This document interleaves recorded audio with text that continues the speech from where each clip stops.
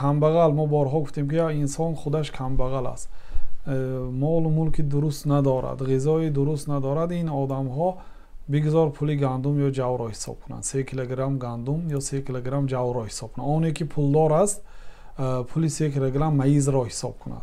شما میتوانید به این نرخی که مفتیات روسیه یا مفتیات دیگر کشور اعلان کرده است عمل کنید، میتوانید خودتان قیمت ترین مایز هم با چند 10 نمود 20 نمود مایز است، اگر خواهید بهترین مایز را حساب کنید کمبغل میشوند از دادن البته مایز بهترین را خریدن. البته وقتی که ببینید صدقه را وقتی که میدهید به اختیار از زبان شخصی صدقه گیرنده دعا میبراید به اختیار.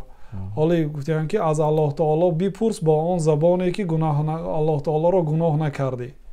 چه خیلی من با اون زبانی که الله تعالی را گناه نکردم دعا کنم، یعنی با زبان دیگر کس.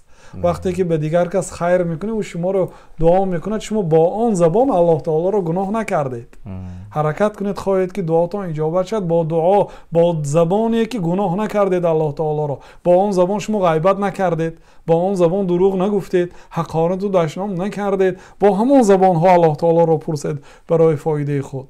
یعنی در همین جا در حق تمام مسلمان ها علل خصوص در حق برادران تاجیک که زکات خود را برآوردید، صدقه فطر خود را برآوردید، الله سبحانه و تعالی از شما راضی باشد، گناه های شما را عفو و مغفرت گرداند، پدر و مادر شما را رحم کند.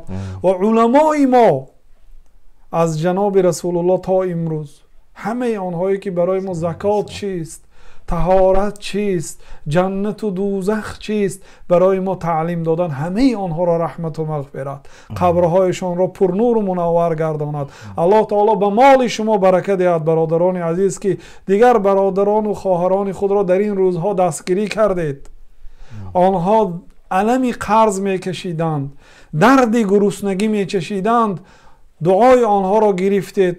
الله سبحانه و تعالی مراد و مقاصد نیکی شما را حاصل گرداند، از بلای آفت، از مرده های نابهنگام، از خاتمه بد در پناه و عصمتش نگه دارد، قبرهای شما را باغ از باغهای جنت بگرداند. چه مراد و مقاصد خیری که دارید، دعاهای شما را الله تعالی اجابتی درگاهش بگرداند. و صلی الله و سلم علی نبینا محمد و علی آله و صحبه اجمعین.